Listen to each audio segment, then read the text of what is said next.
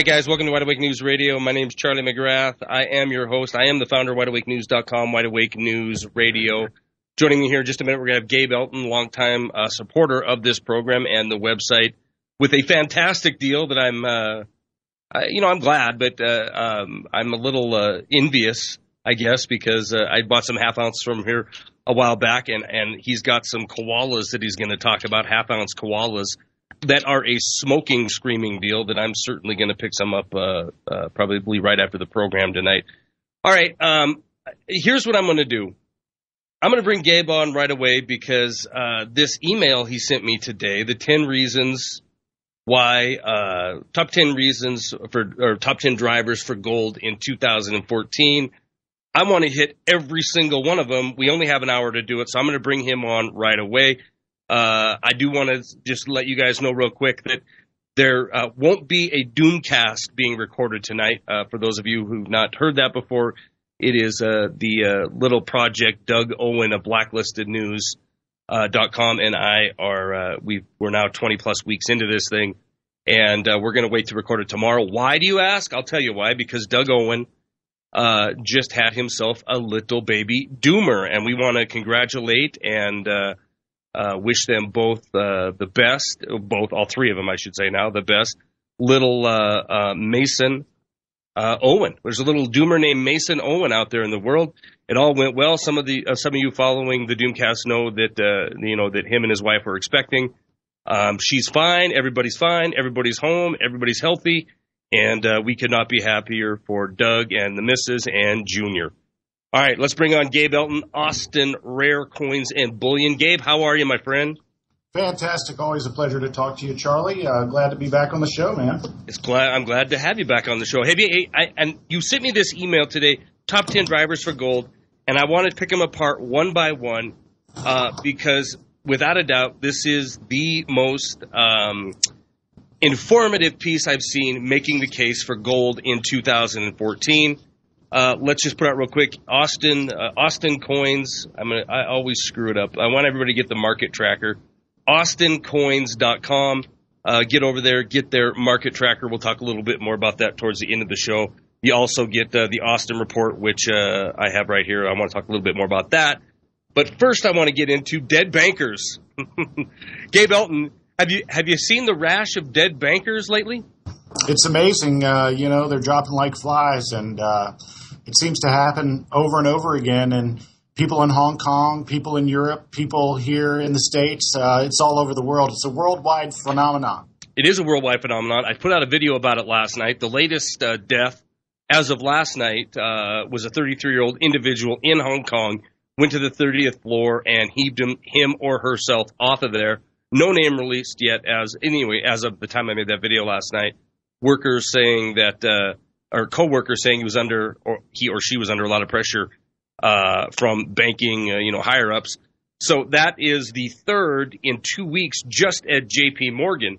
We had 39-year-old Gabriel McGee, VP of J.P. Morgan Corporate Investments, jumped from the 33rd floor of their building in London, I believe. Then 37-year-old Ryan Crane dead in his Stamford, Connecticut home. Toxicology report waiting to come back on that, but all indications are it's going to be another suicide. And this is just, this is 3 of 7 in the last month or so. It's insane. And, the thing I look at on this, Gabe, is, these bankers, as you know, as I know, as the people listening in the chat room know, they have insider information. There's absolutely no two ways about it that these bankers have insider information, and they use it to make themselves a bundle of dough.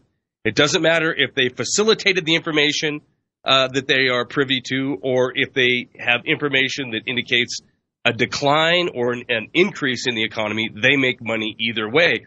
We do see on occasion people like Greg Smith in 2012 coming out and exposing Goldman Sachs when he resigned and put his resignation letter in the New York Times. So on occasion, they'll use this information to either, they get a conscience and they want to clear themselves or clear their names or protect themselves, rather. Or they just decide to become a whistleblower. And in a lot of cases, they use the information to keep their butts out of jail. The reason I'm going through all this is we got to ask ourselves, why are so many bankers dying? I mean, are we about to see a rash of bankers being hauled to court and thrown into prison? Are these people being murdered because they're potential whistleblowers? You know, what is the case? And my personal thought is, and Gabe, when we read these signs or these 2014 indicators for why we should be into gold, it kind of plays into this. My personal feeling is there's a lot of these individuals that know the very, very thin line the global economy is on. And I think a lot of them know and believe, like me, that it is inevitably going to end in a very, very violent collapse. And, you know, seeing these people offing themselves, if it's truly the case, that they're committing suicide, could be very, very much a sign that, you know, things are about to go horribly wrong. In the precious metal world, you know, where you guys talk about J.P. Morgan all the time and their hoarding of gold and silver, what's the buzz out there in the precious metals world about all these suicides? It is, in my opinion, they're all interrelated. It's very interesting that it all started with LIBOR and manipulation of LIBOR rates. Yep. The next thing you know, the regulators in Germany in particular started looking into currency manipulation. And then on January 16th was the biggest bombshell of all. And if you look back at these suicides, that's about right when they started. And on January 16th, a German gold regulator came out and said precious metals manipulation is going to turn out to be worse than the LIBOR scandal. I remember. The next day, Deutsche Bank decides to quit. They were a part of the gold price setting. Now, gold price setting is not illegal. It happens with the London fix. They were a member of that fix. Well, now when the regulators came out and said they were going to investigate not only LIBOR manipulation, but also currency manipulation and gold manipulation, Deutsche Bank the very next day decided that they were going to do away with their seat. They quit the gold price setting. Reuters reported over in the UK, Deutsche Bank quits gold price setting as regulators investigate fix. Now, how is this connected to J.P. Morgan? Well, you know, both of those banks are intertwined all over the place. And another aspect of this is one of the guys, I think his name was Gabriel, that you know, supposedly committed suicide. He was actually a programmer for high-frequency trading systems that are used by these banks. And that is exactly what type of program you would use if you were trying to manipulate anything, whether it be LIBOR, currency, or metals. And it just so happens that all of these guys have this specialty. It all started happening right around the time that the German regulator announced that it was had to do with the gold market. You know, so one thing that I do know is that these bankers are dying very mysterious deaths. I mean, one of the guys shot himself 9 times with a nail gun. Yeah, yeah, that was Richard Talley, right down, you know, fairly close to us in Colorado. Currently, he was the CEO of American Title. But he's a big-time, too-big-to-fail banker from Chicago originally. And, yeah, killed himself by shooting himself in the with a nail gun 7 times. I mean, almost preposterous to even think that that is possible. But back to your point, this is on the 16th this information comes out. I do find it interesting that Deutsche Bank also has a banker that allegedly killed themselves in very, very mysterious circumstances. And that was on the 26th, just 10 days after that. And it was William Blacksmith, 58 years old, found dead in his London home, swinging from the rafters, like I said, just 10 days after that announcement. So guess who else he worked for? He worked for J.P. Morgan in New York as well. Wow, I didn't know that. I did not know that. Yeah, he worked for both banks actually.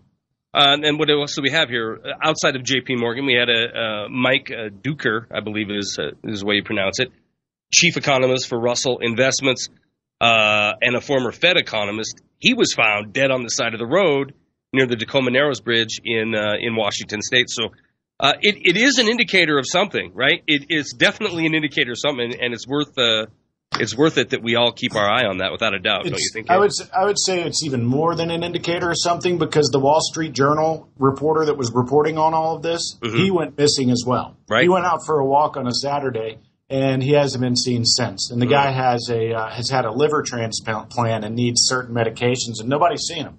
And so It's more than a rash of funny things happening to bankers. It's also happening to reporters.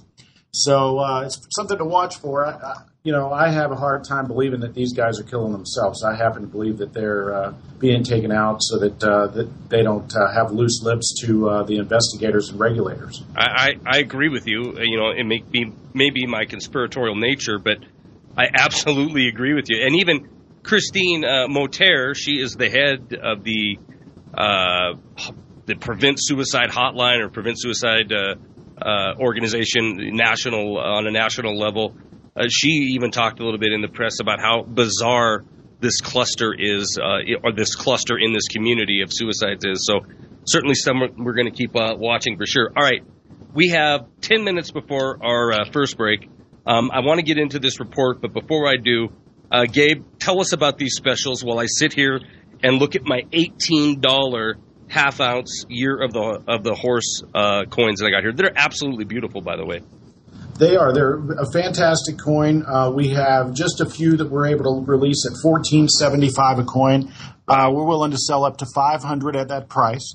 And something that I think everyone should take advantage of. These half-ounce silver coins generally do command a premium over the 1 ounce. So if you're looking for the lowest possible price, then by all means, give us a call and we'll hook you up with a 1 ounce coin. You're going to pay a lower price per ounce that way. But certain people like to have fractional silver. And I always think it's a good idea to have different items of different weight in the event of a complete collapse. It would be much easier to exchange, and you have much easier to make change that way. Yeah. And so a lot of people like fractional silver. We happen to have the half-ounce horses on special. We also have half-ounce koalas. Just call and ask us about those. We'd be glad to help you with either one of those particular coins. Give me a ring directly at 800-552-4109, and I'll be glad to help you out. You can also call our main number. In fact, that's probably the best way, and that's 800-928-6468. Now, tell me, did you give a price out on the koala, or is that a call for quote type of deal? Let me look here. The koala, I think we could do. The koala would be slightly more. We would be right at 15 and a quarter on the koala. Okay, I'm going to attest to both of these. I have the koala. It just happens to be in a kilo round, which I love that thing. And the half ounce year of the horse and this is something Gabe never said when last time he was on when I bought these. I'm assuming they still come the same way. You buy, I believe it's 25 in a sleeve, but they're all individually cased. They're all in a little plastic protective case. Are they still shipping out that way? Yeah, definitely. And, the Australian Mint does a fantastic job. They're gorgeous. Not only are they beautiful coins, but they're well struck and they're well taken care of. They come in very nice capsules, individual capsules, and just a quality product. I think we're going to be looking at a lot more Australian stuff as the years goes on. And they make them in such limited mintages that they're sometimes the backdated years are $10, $20 over spot. I mean, this happens to be the year of the dragon, but go try to find this happens to be the year of the horse, but go try to find a 1 ounce silver dragon. And that was from the year of the dragon from the Australian Mint. You're not going to find, I found one here for $100. It's an ounce of silver. Oh, wow. Is the half ounce even, the half ounce has to be even more rare, doesn't it? I mean, all the years I've been doing this, you rarely see offers for half ounce rounds. Generally speaking, that is true, and it's a newer product. But something about the Australian Mint, they seem to produce the 1 ounce coins, at least for the lunar series, the 1 ounce coins in the least quantity. Oh, really? I can get 2 ounce year of the horses currently. I cannot get 1 ounce year of the horses. They're sold out. I can't get 10 ounce year of the horses. They're sold out. If you want year of the horse, the only thing that's available is 2 ounce or half ounce. And that's the thing about the Australian Mint. They do a run, and they make a run of coins. And after those coins are sold, it isn't like they're going to make more for you. Like the U.S. Mint, they make coins to order. The Australian Mint might do that on the koala or the kookaburra, but the Lunar Series, they make the coins, and once the coins are made, they're done. They're not going to make them again for the rest of the year. And the 1 ounce coins are already gone. The only ones that are left are the 2 ounce and half ounce. All right, so we got the Gear of the Horse, which I have, absolutely gorgeous in the little individual capsule. $14.75 if you call Gabe tomorrow, or in the very near future. I guess you'll let them know if they've passed that time. And you also have Koala at $15.25. Gabe's number is 800-928-6468. That's the general line there at Austin Rare Coin and Bullion. And the Koala, I don't have any of the half ouncers, but I do have that 1 kilo. And again, this Australian silver is absolutely gorgeous. Real quick, and I'm going to get into this list. A 2 ounce, is it around? I'm assuming. I don't have any of them. So can you give me a number on those, or do you have to order them still? No, 2 ounce. Let's see here. I lost my place. Sorry, I put you on the spot there. 2 ounce horse. Currently, you're looking at about $56 a piece. How much? I'm sorry. Say it again. $56. 56. Okay. And I had a question come in for you. Hold on here. Hi, Charlie. Can you ask Gabe what he thinks of numismatics? What do you think? I love them. Hey, there you go. There you go, Karen. He loves them. Here's the thing. Most of the people that I might reach on your show, it's the last thing that they'll ever want to hear about. Right. Most people are, trying to prepare for possibly a complete economic collapse, in which place, these numismatic coins might not do so well. However, there are certain coins that offer a lot of upside. I mean, I've seen instances where people have been able to double and triple their metals holdings just by trading numismatics, and there happens to be a lot of great deals out there. In fact, CNBC wrote an article today, and of course, they did say that it was, kind of slanted more towards the wealthy. But a report that just came out, I don't know, let me see if I can source the report, but it just came out talking about, here it is, it's called the Knight Frank 2013 Wealth Report. It was quoted in this CNBC article, and it says rare coins have soared 248% in value over the last 10 years, according to Luxury Investments Index. So what we generally recommend, if someone calls me and they're looking to spend $5,000, I'm not going to talk to them about numismatic coins. If someone calls me and they're looking to spend $50,000 or $100,000, then they're going to get the whole story. And you might recall me telling this before, is what we generally recommend on a larger portfolio is a 3-tiered approach, where you have 1/3 in silver and gold bullion that's there for a hedge and a safety net and an insurance policy, something that you could spend in an emergency or a crisis. For the second tier, we recommend the more common pre-33 coins. These are coins that don't have much rarity, but their main value is in their gold content. But because of their limited figures, I can show you over the last 15 years where they have outperformed gold by 2 or 3 times. Now, that's not the case over the whole 15 years. But in 2009, for instance, gold went up 5%, and $20 Liberties in Mint State 63 went up 35% on a 5% gold move. In 2006, gold went up 40% between 2006 and 2007. And $10 Indians in Mint State 63 went up over 100% on a 40% gold move. So what happens when you see a big spike in just the general price of metals? Like, that's coming, right? Obviously we're burning up this segment, so in the last 2 we'll talk about these 10 reasons why gold's gonna just go to the moon in 2014. But so did these numismatics take off with the price of gold as it skyrockets, or is it? I didn't really follow it in 2000. Go ahead. I'm sorry. Go ahead. It's not on a daily basis. If gold goes up $50 today, it's not like these coins are going to go up $100 tomorrow.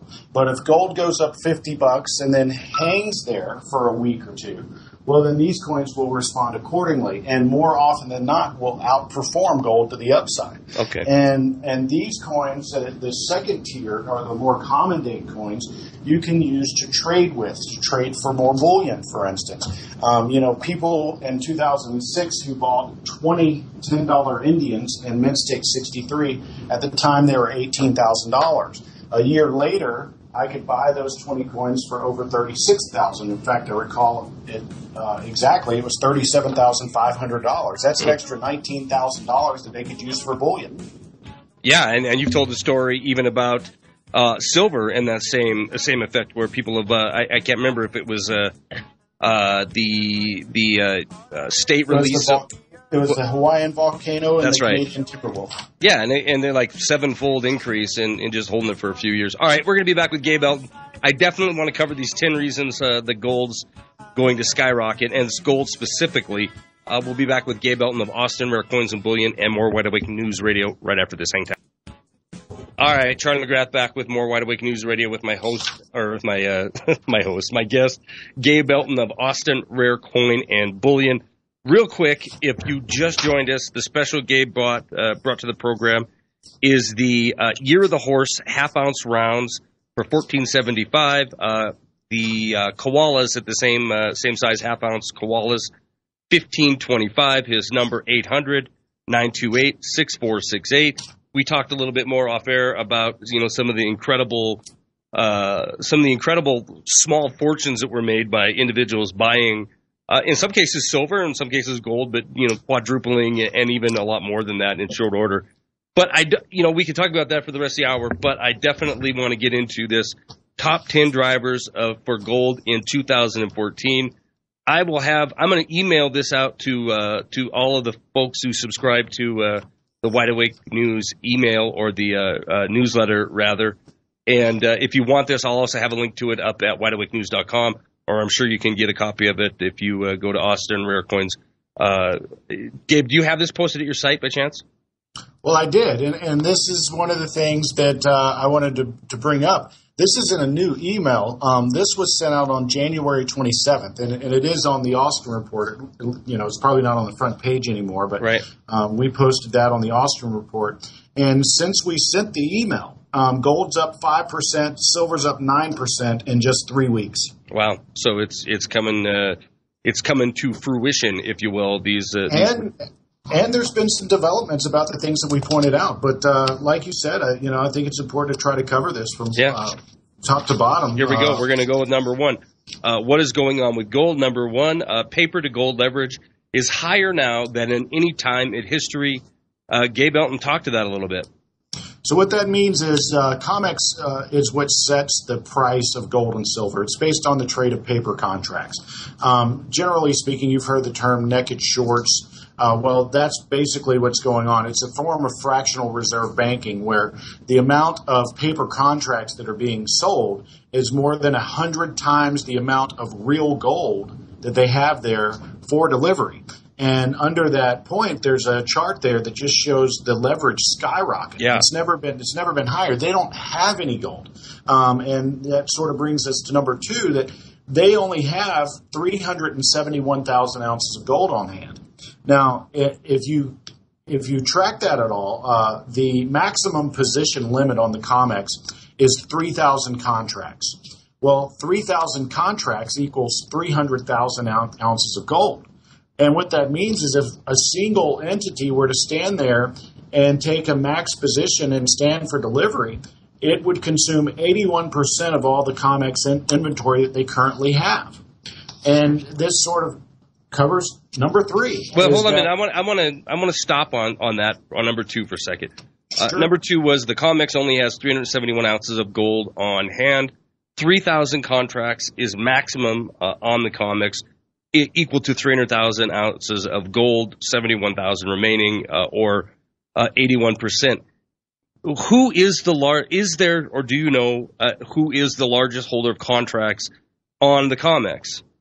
Right now, it's J.P. Morgan. Okay, and do you know how much? I mean, isn't it like 20-some%? I know we're going to get that exact number. It's 21% of all of the long contracts.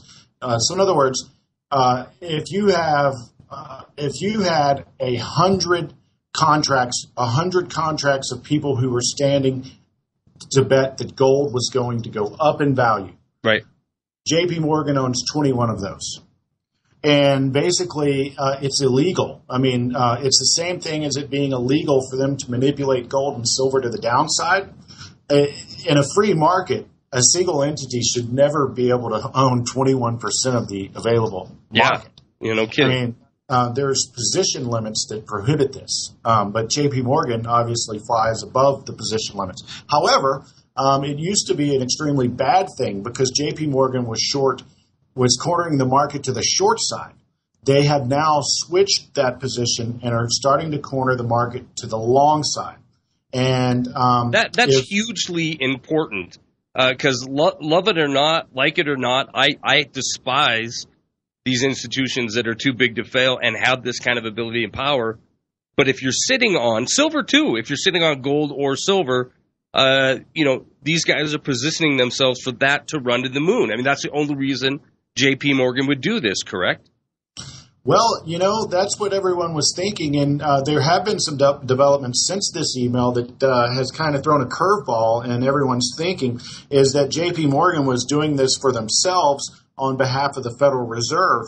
However, all of this gold that they have been rat-holing has suddenly started to disappear, and the amounts that it's disappearing in happens to be the delivery method for gold that's going to China.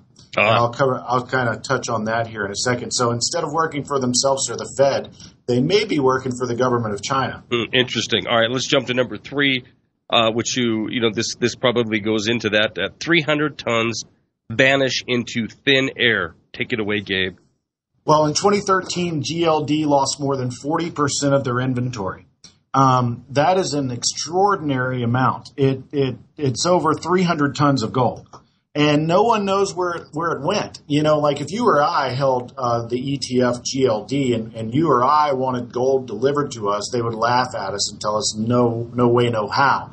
However, there are certain members that have special privileges with GLD. So in other words, if you have the ETF GLD and you want a delivery, they will deliver it to you if you're a financial institution like JP Morgan. Well, 300 tons left GLD last year. No one knows for sure where it went. A lot of people think it went to China. Other people think it went to JP Morgan.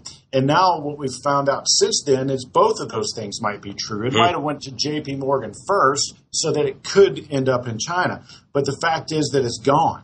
Right. And when gold goes up and as more people buy GLD, well, GLD is going to have to replace that inventory. But guess what? China's not sending it back. Yeah, they're keeping it. And that's the number 4, which is in 2013, the world's largest gold producer also became the world's largest importer of gold. And that more recent information kind of makes that even, possibly even more so, right? That's exactly right. And the reason why that's important is everyone has always said, India, what happens in India is what controls what happens in the gold market. Well, that's no longer true because China is now the world's largest importer of gold. They passed India. But what's even more important to that picture is that China is the world's largest producer of gold. How could you be the world's largest producer of gold and be the world's largest importer of gold unless you were trying to make your currency a world reserve currency that's strong enough to replace the dollar? Yeah, and they have most assuredly set up trading agreements and are jockeying themselves to be in exactly that position. Number 5, and I'm rushing because I want to make sure we only have 5 left after this break. JP Morgan closes out short position. Hit that real quick. You kind of already covered it. Okay, well, JP Morgan from April of 2012, that's when gold and silver really started to contract in April of 2013. From April of 2013 until today, JP Morgan was able to close out their short contracts. They were able to make over $2 billion on that trade, and now, for the first time since 2001, have positioned themselves to profit from gold and silver rising. Okay. Well, 5. What do we got time here? 5:40 or 40 minutes after. Let's do this. Number 6. J.P. Morgan attempts to corner the gold market. Gabe, you've kind of already said that they're 21%. Go ahead. one thing about this particular point, not only do they own 21% of all the long contracts, but they've stopped 96% of the delivery contracts in their own warehouse. In other words, they are going long paper, but they're also going long physical. They were stopping an unbelievable amount of gold and warehousing it. Well, it turns out, since this report, all of that gold, not all of it, but 47% of that gold has been withdrawn. And there were 321,500 ounce withdrawals, 2 of those. And that's in kilos, and the only people who demand kilos are Chinese. JP Morgan's working for China is what sounds like you're spelling out to me. We're going to be back with Gabe, Elton, and more Wide Awake News Radio in just a minute. Please hang tight. Final segment on Wide Awake News Radio tonight. Gabe Elton of Ostermeyer Coins and Bullion is our guest. Again, his special half ounce. What mint are these? Australian, and from the Perth Mint. Now, I've got to say, I've got a limited amount of each, so if you're interested, make sure to call early tomorrow. I wouldn't be surprised if these are sold by the end of the day. Okay, $14.75 on the Perth Mint Australian. Gorgeous Year of the Horse coins and koalas, half ounce, $15.25, 800-928-6468. We jump right back into the top 10. Well, it's not like a Letterman deal here, but 10 reasons why gold is going to take off. We stopped at JP Morgan closeout short position. Let's jump to number 6. We stopped with JP Morgan attempts to corner the gold market. Let's jump to number 7. The world is moving away from the dollar. And well, let's back up to 6 real quick. So okay. JP Morgan owns 21% of all the net longs contracts. That's paper. But also they were stopping 96% of the physical that was coming through their warehouse. They were saving it for themselves. And however, since this report, actually, just days after, there was a withdrawal of 321,500 ounces of gold out of JP Morgan's account warehouse. 3 days after that, there was another withdrawal of 321,500 ounces of gold. Well, the funny thing is gold all over the world is traded in 100-ounce bars. Well, you can't get to that figure if you're using 100-ounce bars. 321,500 ounces is exactly equivalent to 10,000 kilos of gold. The only people who demand kilos is in Hong Kong and China. And so, those of us who are always thinking that JP Morgan was acting on their behalf or even on the Federal Reserve's behalf, it is now, people are starting to think that perhaps they were working for the Chinese. And that's where the gold went, in our opinion. And it just is some very interesting things going on behind the scenes. And that brings us to number 7. Wait, I want to ask you though, real quick, though. Do you think there's the Chinese government talking to our government, which is truly the too big to fail banks? And I mean, do you think there's some of this gold being transferred for the continuation of China acquiring our debt? I mean, do you think there's some kind of, hey, we'll keep this up, but we need some assurances type of thing? Well, it could have been the entire downside in gold last year was to appease the Chinese so that they could buy more at lower prices. And the interesting thing is it looks like they've met their fill because there's just an article out yesterday that the Chinese dumped more bonds in December than they ever had before in history. Right. And the funny thing is where they left off, Belgium, out of nowhere, Belgium decides to buy our bonds and bought the exact amount that the Chinese dumped. Another thing is that Treasury purchases of U.S. bonds from between 2012 and 2013 went up 150%. Absolutely amazing. And foreigners bought $221 billion worth of our bonds. From the rest of the world combined, they bought $221 billion. The Federal Reserve bought $552 billion. Yeah, no doubt about it. No doubt. And that is why, number 7, the world is moving away from the dollar. Because the shenanigans are going on with it. Absolutely. Yeah, why if anyone else wanted the debt, then the Federal Reserve would never have to buy it in the first place. And that is going to be a topic of my next report about the My IRA program. Oh, yeah. Somebody's got to buy the bonds. But, yeah, the world is moving away from the dollar. China has signed major currency swap agreements, even with the Eurozone, even with the United Kingdom, even with Japan, who they've been having troubles with lately.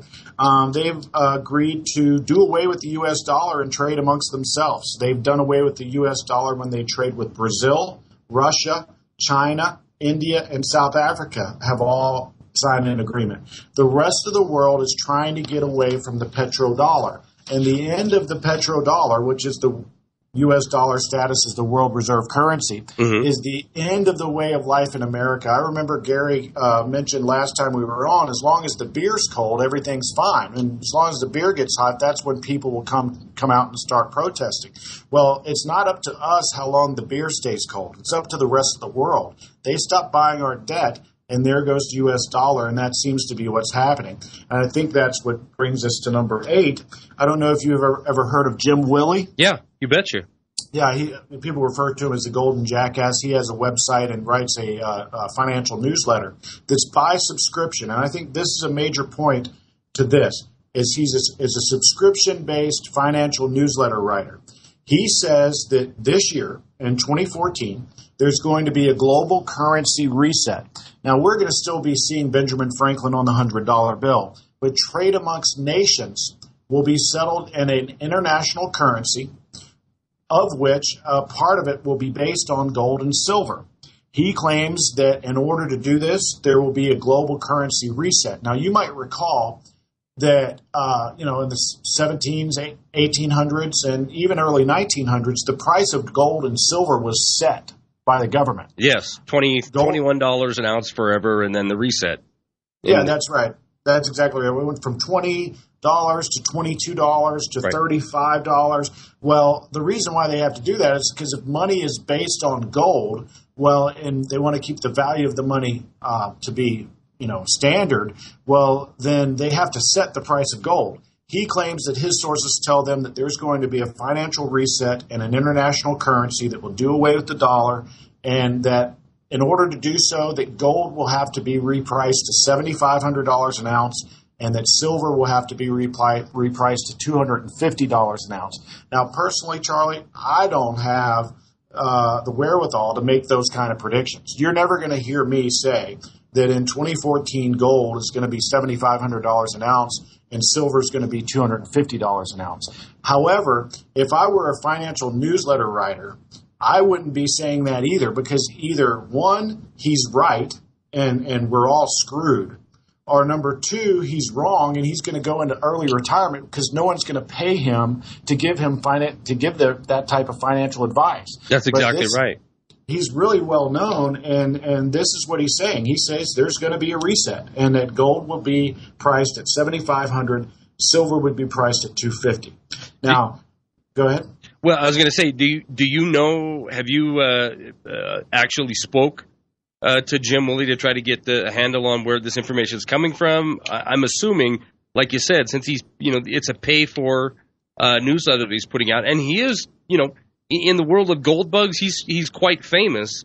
So it is a very bold statement for him to come out and say, yeah, guess what? We're going to have $7,500 gold and $250 silver. You should pay attention if he's willing to come out and make that prediction. Yeah, and he's putting a time frame on it. Yeah. And, that's very bold. Now, if I would just have heard that number 8, it wouldn't mean much to me. Right. But then you look at number 9, and you have John Williams of shadowstats.com. John Williams is a very reserved guy. And by the way, Jim Willie, I try to listen to every interview that I hear him on, and I do listen to him quite a bit. I've never spoken with him personally.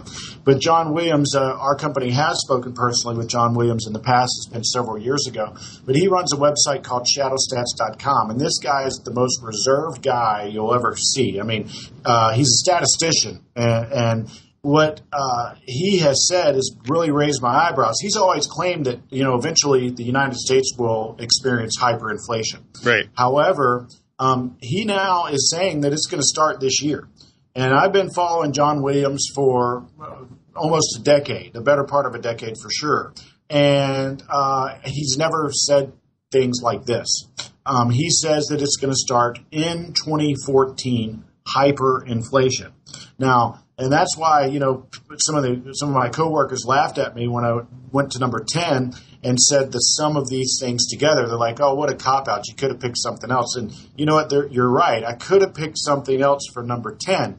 But the reason why I didn't is because it's my train of thought that, just like I said about Jim Willey, if that was just out there on its own, who cares? Right. What John Williams is saying, if it was only him saying that, you know, that's not a big deal. But when you have people that are saying this, and it happens to coincide with the fact that the Chinese are trying to do away with the U.S. dollar, it happens to coincide with the fact that all the gold is heading eastward, and there isn't any gold in GLD. Comex doesn't have any gold. J.P. Morgan had gold, but now it's gone. And they still are cornering the market to the long side. You look at all of this together, and then a pretty clear picture starts to emerge. And I think it spells much higher gold and silver prices in 2014. Unfortunately, I think it spells chaos in 2014. I think it spells big-time inflation in 2014. And forget about hyperinflation. The news media is already trying to grease the skids for inflation because of this drought in California, and that's where most of our vegetables are produced. So all of this seems to be coming together for a perfect storm, and I've never seen the picture so clearly as it is here today. And for once, I've been wrong for the last couple of years, but for once, it's great to be right. And, you know, that happened with this particular email. Since the day we sent it, gold is up 5%, silver is up 9%, and that's just over the last 3 weeks. And that also coincides with the Austin report that we sent to your home. And the title of that was Precious Metals versus the Investment World. And what I was pointing out in that particular report was the fact that stocks were tremendously overvalued. Yes. And that gold and silver are tremendously undervalued. And since that production of that, you know, the stock market has come back quite a bit, and gold and silver have rallied. So things seem to be working in our favor again, and I think everyone should be taking a bigger part of the party. Yeah, no doubt. And also all those factors, including on the political scene, right? We have a midterm election coming up.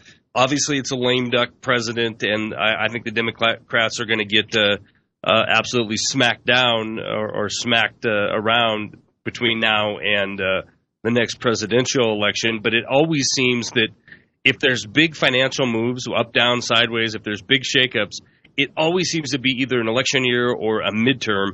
And I think that, you know, part of the allure of swinging the pendulum more to the fascist nationalist way that I believe we're going to go in 2016 is going to be let chaos ensue for the next 700 days. And this certainly, if the things came to pass that you put out in this email, the things come to pass that Willie's talking about, or Shadow Stats is talking about, you know, very chaotic indeed. That is how 2014 is going to look.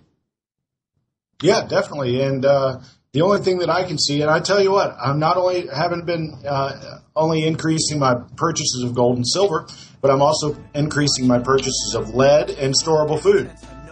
I know what you mean. Gabe, Elton, always interesting when we get you on here. If you didn't hear all of this live, and it'll be up on YouTube later, and also wideawakenews.com. Again, 800-928-6468, Austin Rare Coins, $14.75 half ounce Year of the Horse, $15.25 half ounce koalas. Gabe, Elton, great to have you on again. Thank you very much. I'll talk to you soon. Thanks, Charlie.